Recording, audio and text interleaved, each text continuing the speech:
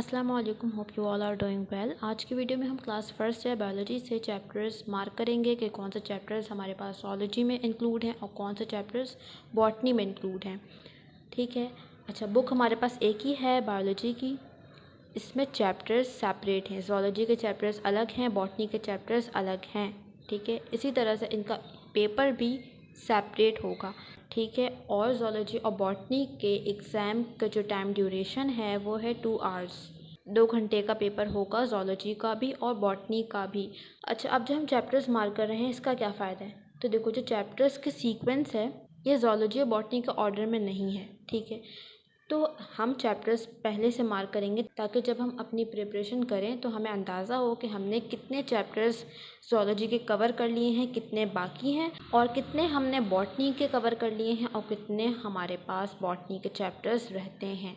अच्छा, अब हम आते हैं अपने फर्स्ट चैप्टर पे, बायोलॉजिकल मॉलिक्यूल। थोड़ा सा हम इंट्रोडक्शन भी देख लेंगे कि हम किस चैप्टर में क्या पढ़ने वाले हैं। ठीक है, ताकि तुम लोगों को एक आइडिया हो जाए, बेसिक आइडिया हो जाए कि हम क्या पढ़ेंगे इस पूरे कोर्स में।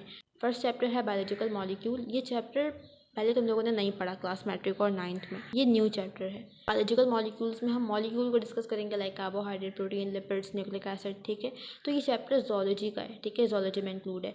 इस चैप्टर से जो भी शॉर्ट क्वेश्चन बनेंगे, रीजनिंग बनेगा, लॉन्ग क्वेश्चन, MCQs, डायग्राम, वो सब किस में इंक्लूड होगी, zoology में। नेक्स्ट चैप्टर है एंजाइम्स। एंजाइम्स तुम लोगों ने पढ़ा है क्लास 9th में। ठीक है, थोड़ी सी और डिटेल है, थोड़ा सा और एक्सटेंड करके हमने पढ़ना है इस चैप्टर में। एंजाइम इंक्लूड है zoology में। उसके बाद जो चैप्टर है cell structure and function.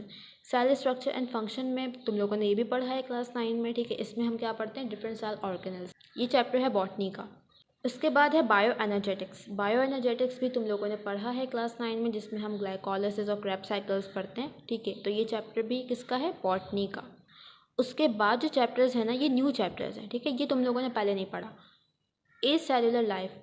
A cellular life में हमने पढ़ना है वायरस। ठीक है, हम डिटेल में वायरस को डिस्कस करेंगे ए सेलुलर लाइफ में। ये चैप्टर है बॉटनी का, बॉटनी में इंक्लूड है। उसके बाद है प्रोकैरियोट्स। प्रोकैरियोट्स में हमने पढ़ना है बैक्टीरिया। ये भी न्यू चैप्टर है, ये भी तुम लोगों ने क्लास मैट्रिक और 9th में नहीं पढ़ा है, ये भी इंक्लूड है बॉटनी में।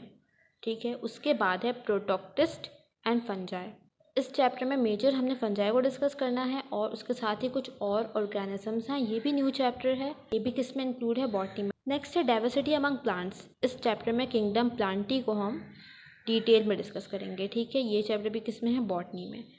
अब जो चैप्टर है डाइवर्सिटी अमंग एनिमल्स, इस चैप्टर में हमने किंगडम एनिमेलिया को डिस्कस करना है डिटेल में। उसके फिर फाइलम्स हैं और फर्दर डिविजन्स हैं, तो वो हमने इसमें डिटेल में डिस्कस करनी है।